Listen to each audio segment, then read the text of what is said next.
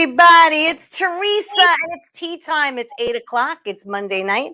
It is June 14th, and I'm so glad you're joining me tonight. I'm going to talk about my weekend really quickly and get to my guest because I am so excited. Friday night, I was in a show called Girls Gone Funny at the Brokerage right here in Belmore, and it was a great show. I had a good time. And then Saturday, I went to Staten, Italy. That's right, people, Staten Island, to see my cousins who I haven't seen in 2 years.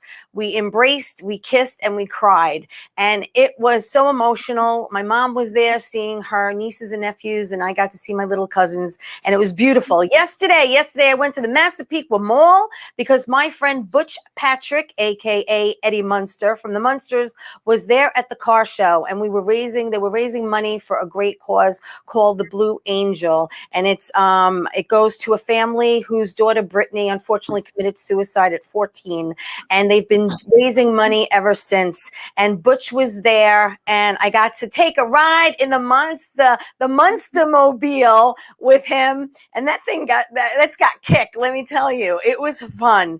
And then yesterday afternoon after Massapequa, I hosted a bunch of female comics in my backyard, just doing improv, messing around, playing around. So all in all, it was a great weekend. And I am so excited right now to introduce my guest. He's a comedian, he's a writer, he's an actor. He's been around the block a few times, people. Welcome, Tom Cotter, to the show. Hi, Tom.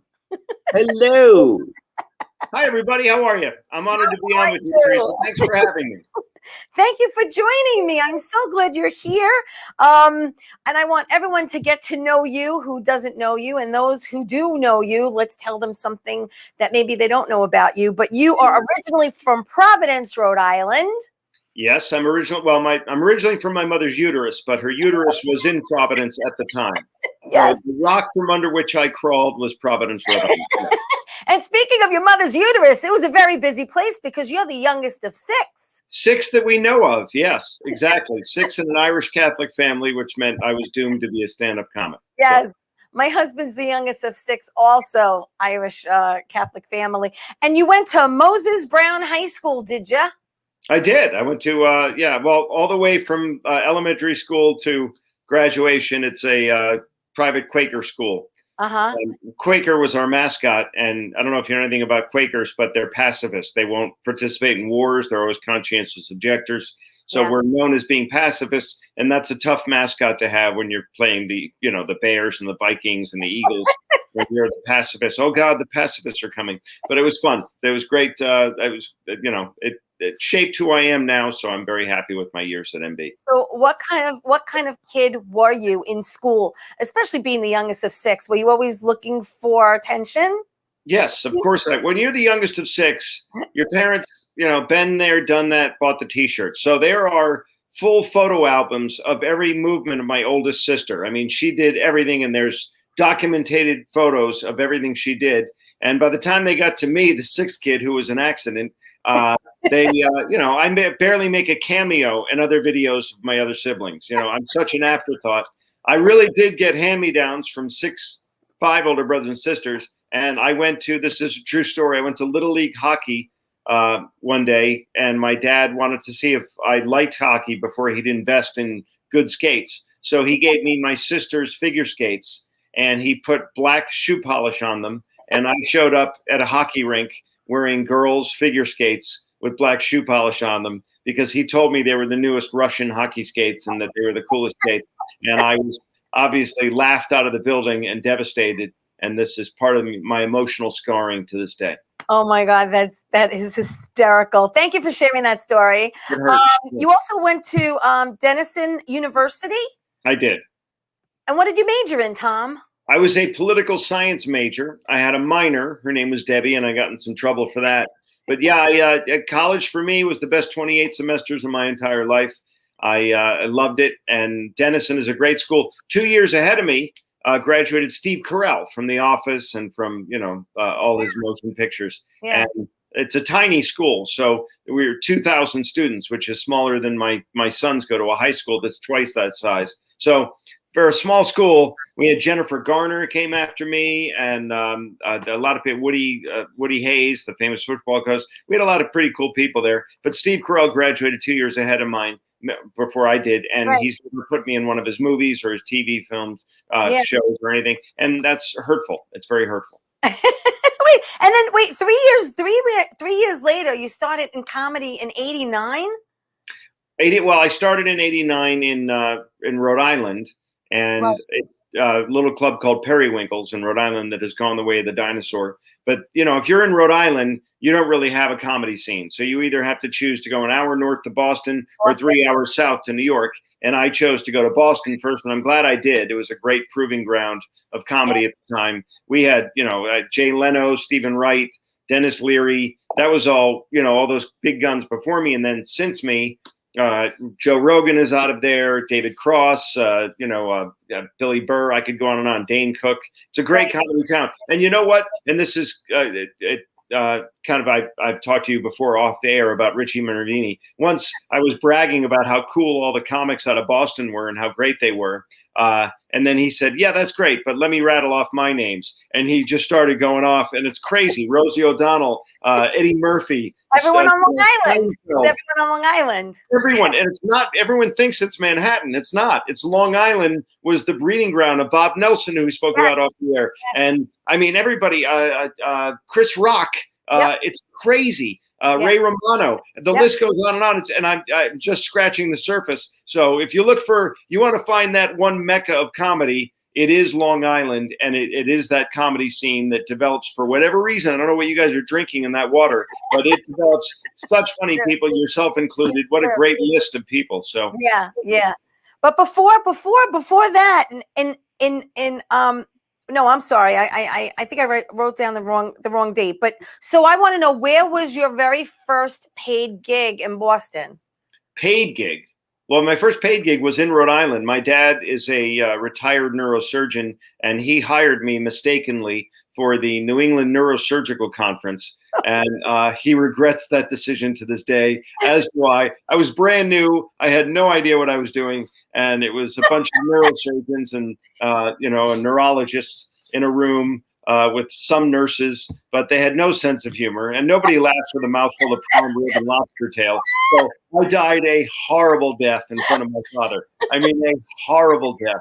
I think my best joke was I had a paper plate and I cut out a little part of it and I put it on my head with a rubber band and I said, "Look, doctors, I have a plate in my head." That was my best joke. So imagine what my first jokes were. And I died a horrible death. Oh my God.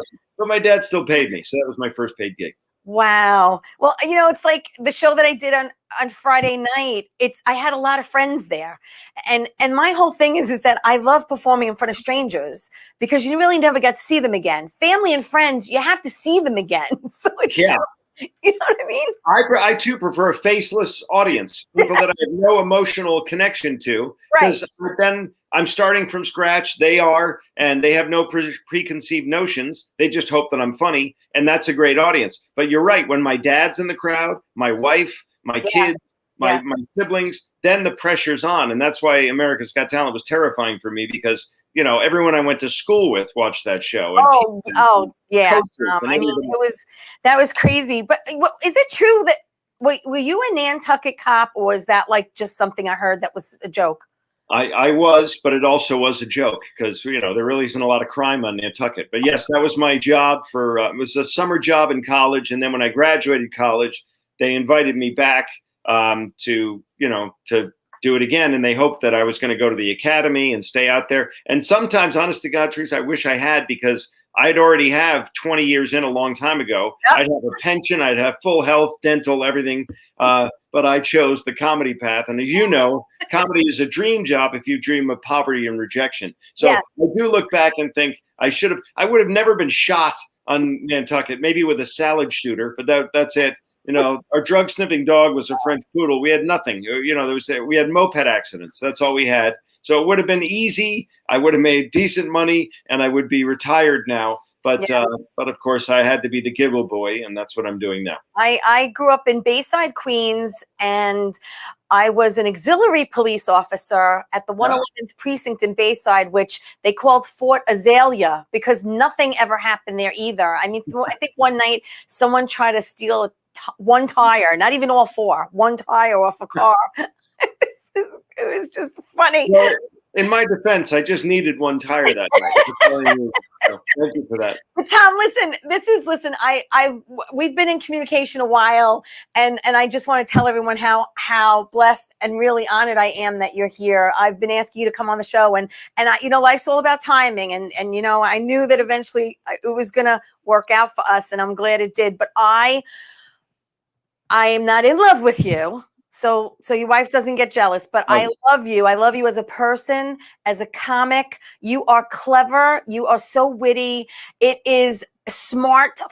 It's smart comedy. It's just, and it's twists and turns. And I love the journey that you take everyone on. And I think that's why when you did America's Got Talent, it was refreshing. It was something that I don't think anyone's seen before on the show. And I think that's why you got as far as you did. And God knows there were a lot of people out there rooting for you and wanting you to win and pull it out. And I never wanted to look at a dog again after that, to be honest with you. I just didn't. I didn't want to look at a dog. I didn't want to see a dog. I was like, listen. But that's the one thing. I understand it's America's Got Talent and everyone has different talents. I get it. But it's like, if I'm going to be in a contest, I want to be in a contest against other comics. It's like, I don't want to go up against a dog or a magician or, you know what I'm saying? Took it as far as you took it, and no one else has taken it there. So kudos to you. And I have to say, you weren't only there performing, but they invited you back. You came back. They wanted you to host, right? You hosted the champion show. Right? I hosted the Snapple. Snapple sponsored it, and they had me back the next year, once to perform as a returning guest, and then also to host the Snapple viewing party. And for the viewers to know, I was the top human finisher my year. I came in second to a dog act. And when you do come in second to a dog act, you do feel like number two. I will tell you that. But I'm over it, I think. But it was still the best thing that ever happened in my career. Well, let me tell you something. I loved watching, and I watched it live. Not that we have the video tonight, but we're gonna throw a picture of comics who unfortunately have since passed that you got to work with. And one was Joan Rivers. I love Joan Rivers. She was another idol of mine. And I loved that whole bit where you were roasting the judges, and she comes out and she goes, "Tom, you're being too nice. You're being too nice. Let me show you how it's done." And my God, I mean, you standing up there with her and her pushing you and the whole interaction. Was that the first time you worked with Joan before? It was, and I'll tell you, she was a superstar. She rode in like a white knight on a horse. Because here's the backstory. I was supposed to do it with Lisa Lampanelli, who's a dear friend of mine. We've been known each other for forever. And Lisa was the queen of mean. And so their idea, because they had never had a comedian had never made it to the finals. And in the finals, they always have the night where they reveal who won, but they have a night before that where they do duets, they call it. And so it's the singers get to perform with their favorite singers. And so big stars come in and sing with the contestants, and a lot of fun. Yeah. And so they wanted Lisa Lampanelli to roast the judges with me. But at the last second, she had pissed off some executive at NBC when she was on The Apprentice. And so they pulled her. They said she can't do it. And so the producers of the show were like, well, we're going tomorrow. We go live. We need someone. And they called Joan Rivers, and to her credit, she was off that night, lived in Manhattan, and said, yeah, I'll come in and do it. And she had been more gracious and nice. Her writers called me right away and said, look, Joan wants you to shine. We want to make sure we write jokes that you're not doing so that we don't, step on each other. And she'll back off. Well, we won't do a joke if it's too close to your joke. And I'm like, I'm just glad you're showing up. So she could not have been nicer. I'm told that was her last national television appearance on network. She did a few of her own shows and some selling stuff on Home Shopping before, unfortunately, she passed. BBC, I bought some of her stuff. Yeah. And she could not have been nicer and more gracious. And she's a hero of mine, was before the show, clearly was after the show, because she couldn't have been nicer, gave me her book with a nice signature in it and a nice message. Could not have been cooler. And that I will go to my grave happy knowing that I got to do that. So, I was thrilled for you. I was watching it and just saying, this is something that I know you would cherish for the rest of your life, because I know any comedian would. I mean, it was a moment in time that was priceless. And it was, we got to eviscerate Howard Stern, Howie Mandel, Sharon Osbourne, and Nick Cannon on national television. So that was a lot of fun. I will tell you one thing, though. In the beginning, when we rehearsed it, she comes out and she says, "You're being too nice," and she pushes me away from the podium, and I do a pratfall. And then she said, "Now, when you come back, you push me out of the way and you start roasting them." And I said, "Joan, you're an 80-something-year-old woman. I'm not going to shove you on national television in front of 20 million people." And she said, "Don't be a sissy, just do it." And so I'm like, "All right, I'll do it." And knowing full well I was never going to do it. So during the show, I gave her a little push, but I certainly didn't shove her. And then after the show, she said, "I knew you'd chicken out." So it was very funny. But there was no way I was going to shove Joan Rivers, who weighs about 90 pounds soaking wet, to the ground for a joke. So. Wow. Well, listen, I'm with Tom Cotter. I am so excited to be with this man. He's a comedian. He's a writer. He is an actor. We're going to take a really quick commercial break. Don't go away. Stay where you are. We'll be right back with more.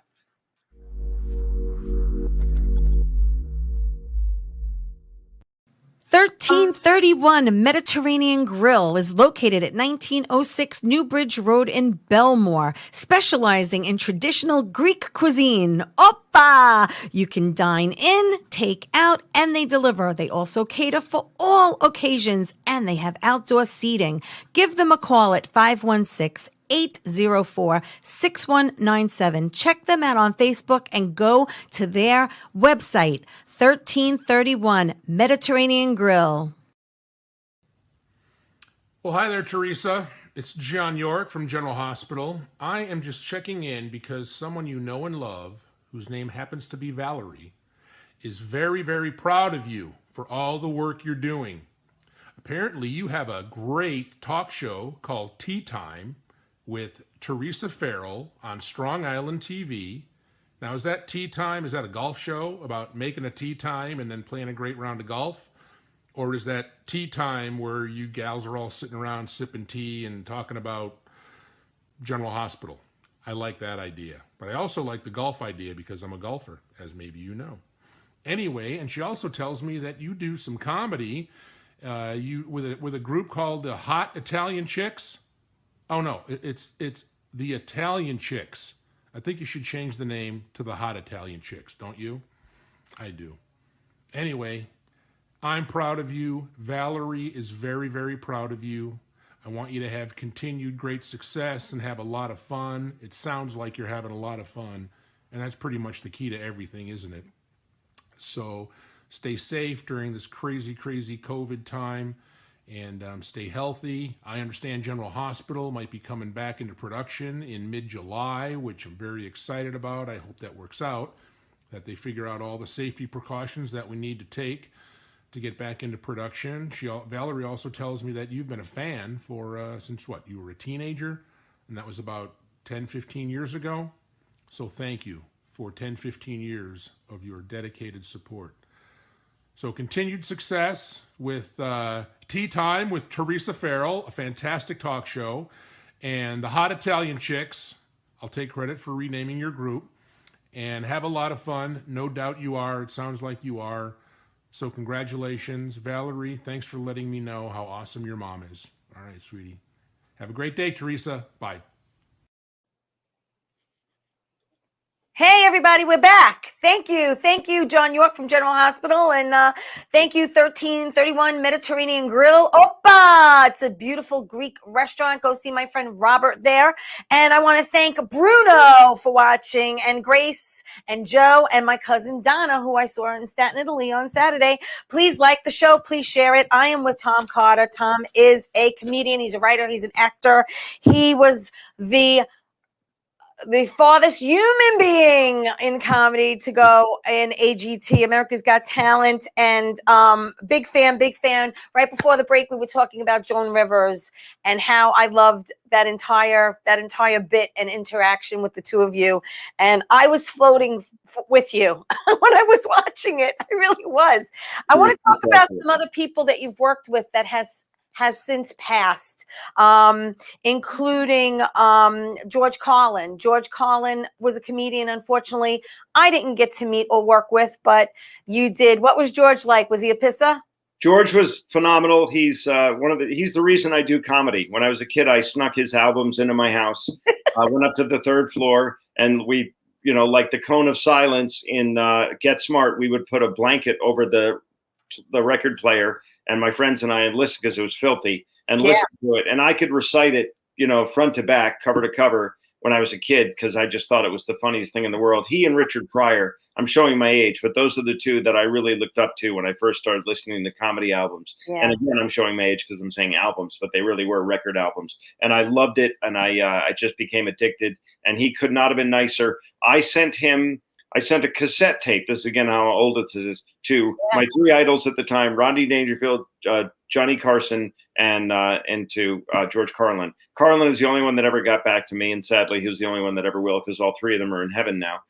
But he called me and left me a message on my answering machine. At the time, you had little cassette tapes in your answering machine, so I was able to save it, and it's precious. And it's the recording is. He said wonderful things, in the message. He didn't need to do that. He didn't know who the hell I was. You're right. But he was, being supportive of a young open mic comic at the time. This is back in like 1990. And I was forever touched by that. And I've been asked to tell that story a million times because people want to hear how great he was too.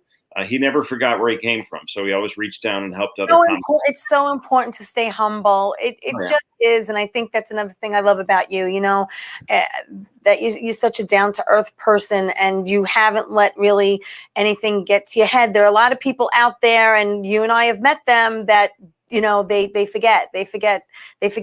And they forget how they started, and they forget, and it's just something that happens to certain people. Let's talk about Fred Willard. Another sweetheart of a person. Again, I didn't get to work with him or meet him, but you did. Yeah, we did the Great American Comedy Festival together, which was in Johnny Carson's hometown, Norfolk, Nebraska. Yep. So I've done that like 4 or 5 times. It's a great festival, a lot of fun, and he was the the big star that year. They gave him the big award of, the Outstanding Achievement Award or whatever they called it at the time. And he was, again, backstage, could not have been nicer to everybody, took pictures with everybody, hung out. He was, at the time, he was, up in his years. So they wanted to work around his schedule and his naps and everything else. But he was sharp as a tack when he needed to be, and was great and gracious, and it was great. Yeah.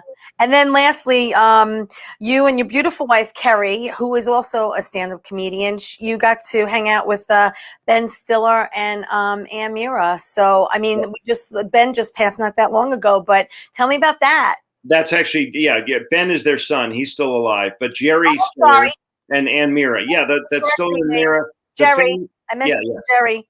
The famous comedy team, and they're hysterically, unfortunately, they both passed. But yeah, we worked with them a bunch of times because people get nostalgic for those old comedy teams. So whether it was Burns and Allen, Nichols and May, Stiller and Mira, even Desi and Lucy. And so because we're a married comedy couple, and there aren't that many of us out there. And Tom and Kerry, because I've seen you and your wife do some great stuff together on stage as well. And funny, talking about the kids, talking about, giving birth and everything else that you get into, and it's refreshing and it's fun to watch. You know what I mean? It is fun. It's challenging, Teresa, I'll tell you, because she writes differently than I do. And so I'm a one-liner guy. I'm kind of a rapid-fire guy, and she writes these really funny stories. And so to merge those two styles together is a challenge. But I know Rich Voss and Bonnie McFarlane are a married comedy couple, and they've been asked to do it. And I know, Al Ducharme and Bernadette Pauly, another great comedy couple, they do it on occasion. We all get asked to do it because people, they get really nostalgic for the old days of the comedy team thing.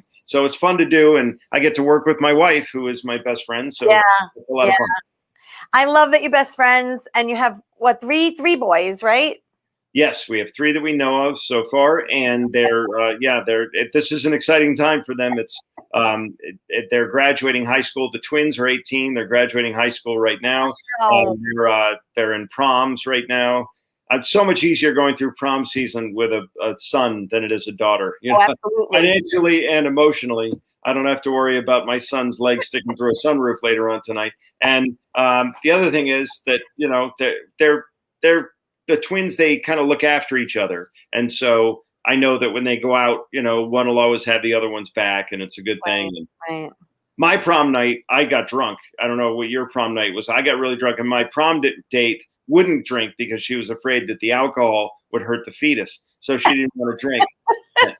That's not true, everybody. These are jokes. Calm down. Pump the brakes. Oh my God. Well, I have to say one of your jokes, and I'm going to botch it up because I didn't write it down, but it has to do with you've been married, how you celebrating 5 wonderful years. What's the joke, Tom? Because my anniversary was Wednesday, and it's something like, go ahead, say it, because I don't want to botch it. We've been married for 5 wonderful years, 21 total. And yeah. And I've been married 2 wonderful years and 14 total. Well, congratulations. Hey, I joke around with people because they're like, this is my second marriage. Okay. My first marriage, my ex-husband, I call Splinter because he gets under my skin and I can't get rid of him. And there's a lot of people out there with some splinters. So my current husband now, people say to me, are you married? And I go, today I am. Tomorrow you never know. And they're like, what'd you get married twice for? And I'm like, 2 words, medical benefits. Yes, that's it. But I married a comic, so I don't get those. That's the thing. You obviously married a civilian. You were smart. I did. Most comics marry civilians, so they get the 401k, the dental plan. Yes, I've got coverage, baby. And then a pandemic happens the year before your twins go off to college. So you're 14 months unemployed with your spouse who's 14 months unemployed. I mean, that must have been crazy. I mean, really, how did you guys get through that? Seriously. I'm married 21 years, so I felt like I was in prison without conjugal visits. It was sad because we really did go from soulmates to cellmates. Because we're not, we both go on the road. So absence makes the heart grow fonder. Well, there was no absence. There was and a long marriage. Yeah, and there was 3 kids at home too. That's a lot of testosterone. We have 3 boys through the house, and they're all teenagers. So even the other night, my wife woke up with a boner. That's horrible. But, wait, is your dog male also? The dog is female. Thank God. The dog is female. I wasn't sure. So there's just too much testosterone in the house. So I feel bad for my wife, but we got through it. You got to laugh through it. So that's what we did. And it was challenging. We did a lot of Zoom shows. We did a lot of virtual shows, as I'm sure you and everybody else on Long Island did. Yeah, so that's how you got through it. Yeah. I mean, it was no joke. And we knew that it was going to be the last industry to open. And now, thank God, people are starting to come out. It's like I said the other day, it feels like the good old days. I'm like, wow, did I just say that out loud? It's true. It really is. I didn't, the term social distancing was not in my vocabulary 2 years ago. I've been doing that for years. We called it restraining order. But the point is you had to stay away from someone. I'd never heard those terms. And the mask thing, I'm just done with these stupid masks. I got my first shot last week. It was heroin, and I really liked it. So I can't wait to get the second one. Oh my God! I am fully vaxxed now. I've had both my vaccines. My wife has had them. Did you have COVID at all? Did you have? We got it in March. The whole family got it in March. My daughter shared it with me. Wasn't that sweet of her? My son brought it to us. Yeah, it went through our house like a hot butter. I love these kids. They, when it was a kid, they bring home the sniffles and the colds. Now they're bringing home pandemics. So It is what it is. Pretty much. Wow. I want to thank everyone for watching. Hello, Nancy. Hello, everybody. Please like the show. Please share it. I'm with Tom Cotter. He's a comedian. He's a writer. He's an actor. Speaking about acting, back in 1998, you did your first movie called Next Stop Wonderland. Yes. Yep. It was a film with the Farrelly brothers, I think, were involved in it. You're familiar with that last name. Yes. Is it yours? But yeah, it was great. It was I sat on a toilet. I'm sitting on a toilet and I'm reading, and my best line is, I'm telling the person on the phone that I'm calling from the office. And I said, wait a minute, I have a fax, and I reached for the toilet paper. And that was my big joke. But they used a lot of Boston comics in that because it was filmed in Boston. And so I was just dipping my toe in the water at the time. Wow. But they let me do that part. It was great. Wow. Well, before we take another quick commercial break, Bobby, throw up that picture of with Tom with Jay Leno. No, Because listen, I mean, that was he's on the couch. Isn't there a picture of him on the couch? Did I not send it to you? No, I didn't send it. Oh no, I thought I did. All right, I'm gonna have to. Oh, hold on. I have one here. I apologize. Look at that. There it is. That's Jay and I right there. It's kind of, there you go. All right. Thank you. Yes, thank you. That's the okay. I don't know where it went, but that's a different photo than the one you're talking about. The other one on the couch. It's actually on your Facebook page. How nervous, crazy were you the first time you did that? That was a dream come true. Again, Johnny Carson was my idol growing up, and if I was a good kid, I got to stay up and watch the monologue, which was very rare because I was rarely a good kid. But sometimes my parents would have a couple of cocktails and forget that and let me watch the monologue. And I just love Johnny Carson, which is why I love going to that festival that's in his honor in his hometown. So unfortunately, by the time I got into comedy, he was waning and he left the Tonight Show. But Jay Leno is a Boston guy, and I started in Boston, so I was just as thrilled to do it with Jay as the host. He couldn't have been nicer to me. He really was great. And people asked me in 2001, was that the best day of my life? And my wedding was in 2001. And I will tell you, doing the Tonight Show was the best day of my life. And I've said that to my wife, and she understands. She's like, if I had done it, would have been the best. She's a comedian. That's because she understands. Exactly why I get away with that. Brilliant. It'd be another story. It's so true. So true. Listen, we have to take another quick commercial break. Stay right where you are. Don't go away. More with Tom Cotter when we come back.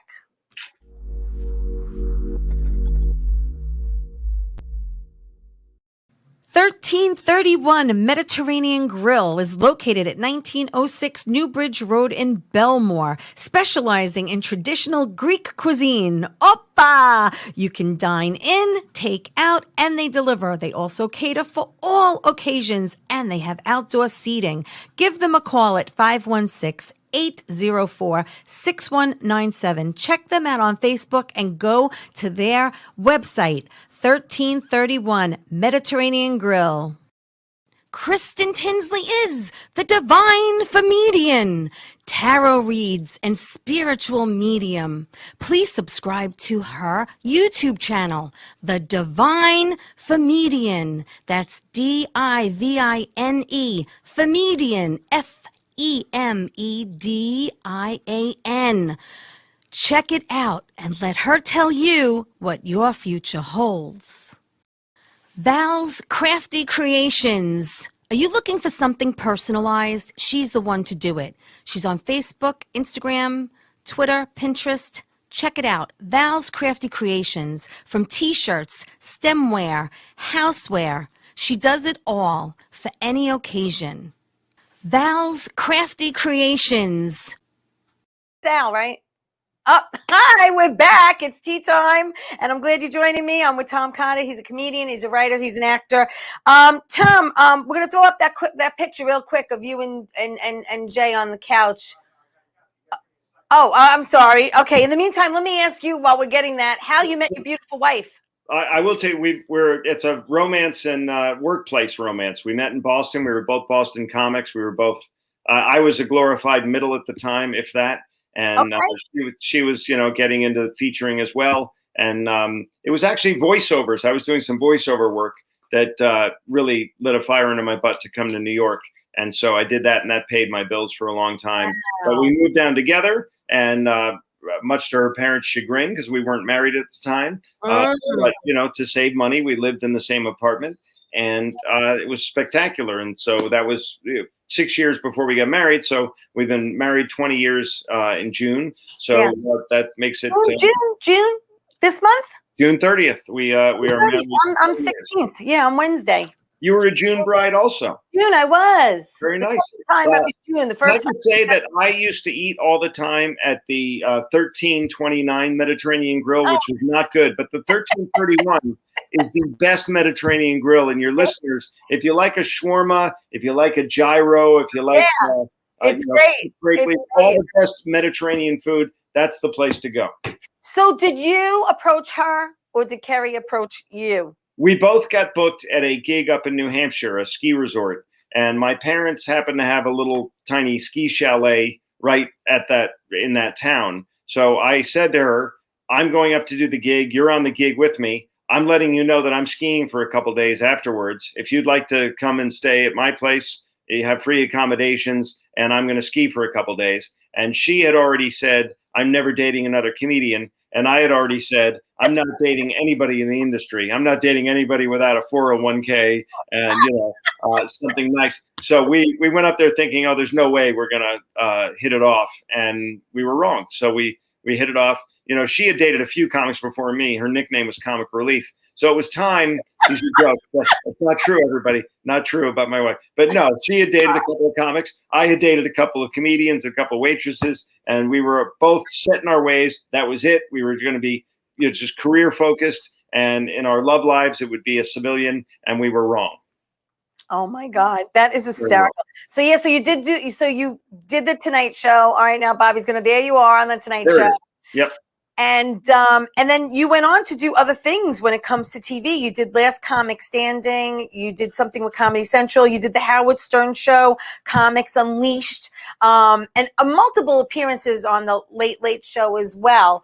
And all of them, I'm sure, thrilling for you. Each step up or towards something else and doing something that you've never done before is always exciting. Is there someone or someone that you'd like to work with that you haven't?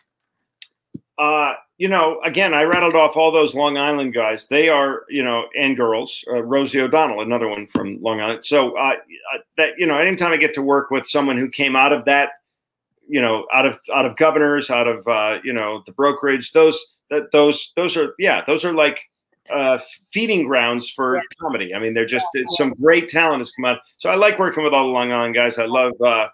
We mentioned Richard Meany before I can say his name. But Richie Byrne also is a great dude from Long Island. I like Bob Nelson, Chris Rock, all those guys. When my idols, unfortunately. Kevin James is out here now. Kevin James is a Long Island boy now. And Gary Valentine, his brother, they're both historically funny. So I can't work with Dangerfield, Carson, or Carlin or Richard Pryor anymore because they are making heaven funnier. So anytime I get to work with anybody, I just love working with people all the time. I used to open for Barry Manilow and open for Michael Bolton, and I've worked for a plethora of people. You actually worked at I saw that you worked with Richie at Westbury, right? With a bunch of comics there. We did the Long Island Comedy Festival. Yeah, the Long Island Comedy Festival. A lot of fun.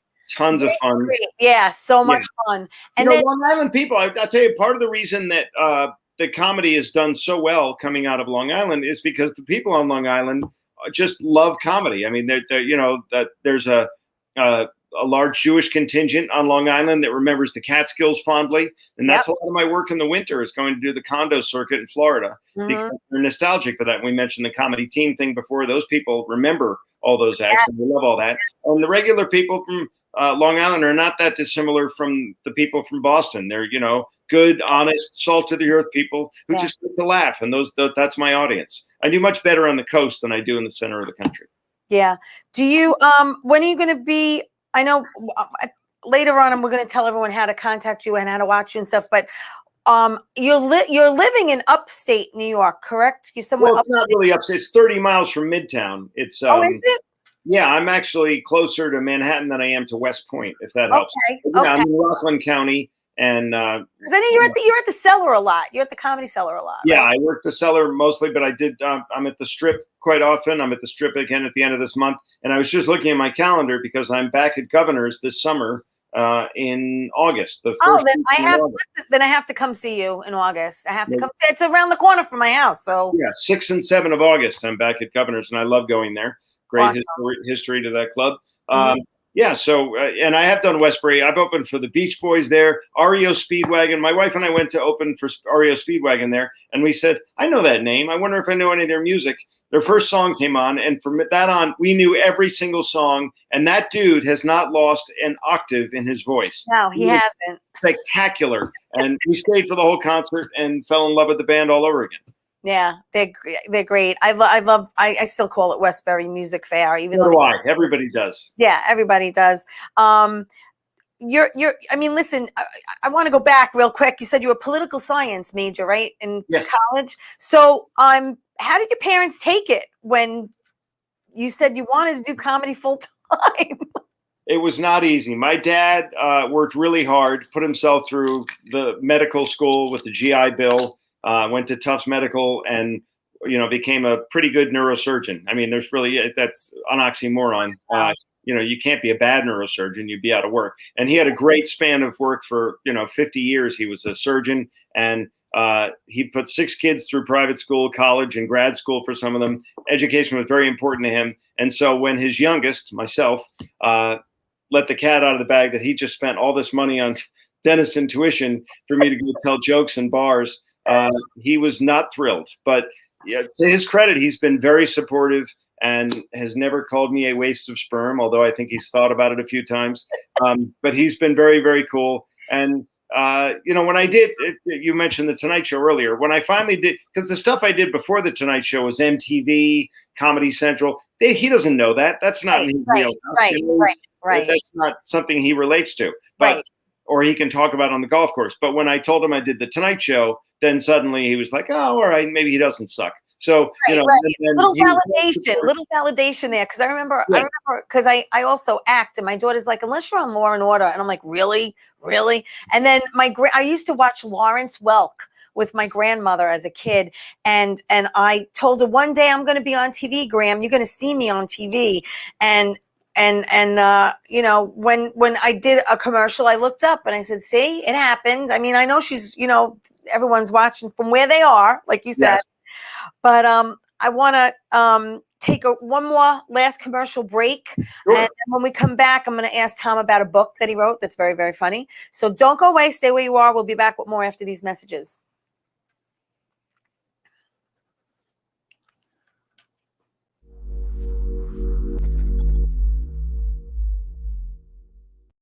"1331 Mediterranean Grill is located at 1906 Newbridge Road in Belmore, specializing in traditional Greek cuisine. Oppa! You can dine in, take out, and they deliver. They also cater for all occasions, and they have outdoor seating.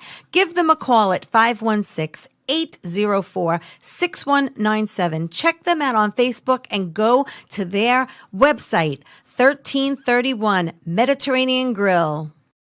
How you doing? It's Sal the Voice Valentinetti.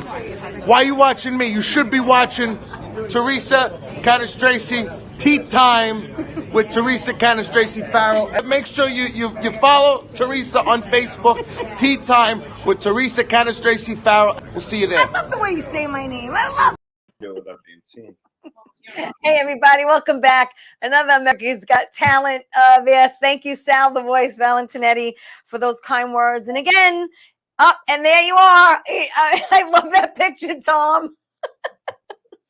Yeah, that's the dogs. That's a great pic. Oh, my God. And you just mentioned Sal. I got to work with Sal a few times, and I was rooting for him on the show. I thought he was great on the show, and what a great guy off stage. What a people. Yeah. He's got his wisdom and his voice are light years ahead of his actual age. You wouldn't believe. Yes. But what a great dude, and I just didn't, was thrilled to be able to hang out with him and the other people who I met on the show. I meet a lot of really cool people on the show: contestants, judges, producers, everybody. It's such a great. It was cool. great for all. I was lucky enough to work with Sal because I am actually in a traveling off-Broadway show called Bat Boy, A Yankee Miracle, which really briefly is it's a story about Ray Negron, who got caught spray painting graffiti on Yankee Stadium, and Sal came on as a Yankee, and he got to sing a Sinatra song, and he's a natural. He's just a natural. That's what he is. He was improving on stage, and everything was funny, and it was great. I loved working with him. We're actually gonna start up Bat Boy, I think, in July again. But Sal was great. I had him on my show. I'm hoping to have him back. But a great guy. And I want to talk about your book. Let's talk about your book. It's called Bad Dad: A Guide to Pitiful Parenting. That's true. And that was back February 2016, right? Yes, and my wife wrote one the same year called Mean Mommy. And so our kids will be in therapy. And let me just say this about the book. It's not for the easily offended. So I say right inside the cover, I say, because people expect me to be what I was on America's Got Talent and Last Comic Standing, which was squeaky clean. Well, that's because I had to be. There were, Right. there were censors you had to get past. You can't be blue on national television. So I'm not a filthy comic. I'm not Andrew Dice Clay or anything, which is fine. If that's what you do, that's what you do. That's great. But the book is pretty demented. I mean, it's got some twisted things in here. And so I say right in the beginning, if you're a devout Muslim or a born-again Christian, put the book down and back away slowly and never. Well, I go to do the Huckabee show. And if you know anything about Huckabee, he's, a minister, a reverend, became the governor of Arkansas. And now he has a show on TBN, which is a Christian radio or Christian broadcasting network. And so I go to do his show, and it's very much like the Tonight Show. It's very great. You go out and do stand-up. Audience is spectacular. Well, unbeknownst to me, at the end of the show, he holds up my book, and it's right before Father's Day. And he says, you might want to get this book for your Father's Day. All of his people who watch his show are Christians, devout Christians. I had, honest to God, Teresa, I had people send me videos of them ripping the pages out of the book. They were so mad that they bought the book and expecting it to be this squeaky clean. Because, of course, the set I did on Huckabee was rated G. It was like I would do on a Disney cruise ship. It was squeaky clean, yet they were outraged when they read some of the evil stuff in the book. And so they, many of them rushed out to buy it for Father's Day and then were outraged that it was not in keeping with their Christian traditions and let me know so. So I had to give some refunds. I had to apologize. They wrote some Amazon reviews that are just horrible. I mean, just. Oh my gosh. They say, we saw him on Huckabee. He was so great and clean and wonderful. And then we bought the book. And so I'm just warning people, if you get the book, please don't be offended. It's not a G version. No, it's a little racy. And my wife says a little racy in hers as well. But I like racy. I like racy. Look, I'm not a, my mother is a stickler for cursing. She doesn't like cursing. And she said to me, you can be funny without cursing. And I'm very risque. And I don't curse. I rarely curse. Rarely. But if a situation calls for it, maybe. But I am very risque. And I'll never forget when I was at Stand Up New York, I was just about to go on and Chris Rock walked in and I got bumped. And if anyone's gonna bump you, I don't care if it was Chris Rock. It's okay with me. And he got up and I remember he did this thing on Star 69 back in the day. The Star 69, we were able to, and filthy, he's filthy dirty, cursing up a storm. And then I get up and I do my act and they told me you're too blue. I'm like, I'm too blue? I said, I didn't say one curse word and I'm risque, but I don't like curse like a truck driver. I mean, there are some comics that do and some that don't. But my mother, for my mom's sake, I try to keep it, it's risque, it's dirty, but I try not to curse if it doesn't call for it. Yeah, it depends. I play to my audience. If I'm at a club, they expect you to be a little more edgy. When I do a corporate gig, I got to be squeaky clean. And now this is unfortunately where comedy is right now. Comedy in a lot of people's minds is hate speech because people are so uptight these days with the woke political correctness stuff that comedy is, so Seinfeld wrote a New York Times op-ed saying he'll never work at a college again. And he has that luxury because he had a $500 million syndication deal. Yeah. So he never has to work at a college again. But I do. And I also have to work at corporations where the people in HR are terrified that you're going to utter some syllable that's going to get somebody fired or they're going to go on social media and eviscerate you. It's hard. It's a very what's the word? Culture. Now, I don't want to say cancel culture. It's sensitive. It's very sensitive. It's a cancel culture. But it's very sensitive. Everyone's sensitive. And I'm thinking about hypersensitive. And All in the Family. And I'm like, ooh, that wouldn't go over today, would it? Never. That would never go. The movie Blazing Saddles could never happen now. There's a lot of things that can't happen. And that's unfortunate for comedians. But to your point, I do a lot of double entendre, a lot of innuendo, when I do these gigs, I can still be spicy without dropping an F-bomb or saying the S word or, doing stuff, because as long as there's a double entendre, then it's how you took it. It's not how I delivered it. Correct. And that's your get out of jail free card, I find. And that's what's hysterical about the whole thing is that, as you're talking, you think you're going to go one way and then you take us another way. And I like that curveball that you throw.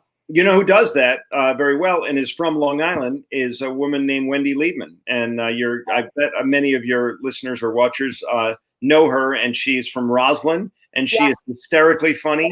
And she does what we call misdirection, and that's what I do, and it's what Don Gavin does, and it's what Brian Kiley. Did you always start out that way, Tom? Was that always... I think, when you start out, I emulated a guy who's no longer with us, a guy named Kevin Knox out of Boston, who was very funny, but I could never be him. He had a big mullet.